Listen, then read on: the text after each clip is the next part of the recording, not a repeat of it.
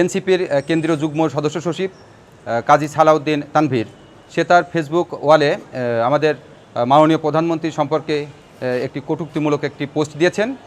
উক্ত পোস্টের প্রেক্ষিতে আমাদের বগুড়া জেলার সদর বিএনপির সভাপতি মাকতুব খান রুবেল ভাই, উনি বাদী হয়ে সদর থানাতে আইসিটি অ্যাক্ট সহ আরও আদার সেকশন পেনাল করে একটি মামলা দায়ের করেছেন।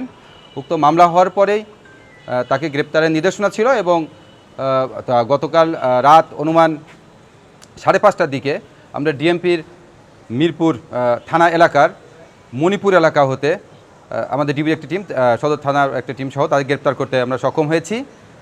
তাকে আমরা আজকে বিজ্ঞ আদালতে আমরা উঠাবো, বিজ্ঞ আদালতের মাধ্যমে আমরা বিজ্ঞ আদালত উঠাবো এবং তাকে আমরা রিমান্ডের জন্য আবেদন করব যে এর সাথে আর কারো সংশ্লিষ্টতা আছে কিনা। আর আদালতে একটা অপ্রীতিকর ঘটনা ঘটলো, আসলে এটি কেন বা কী জন্য?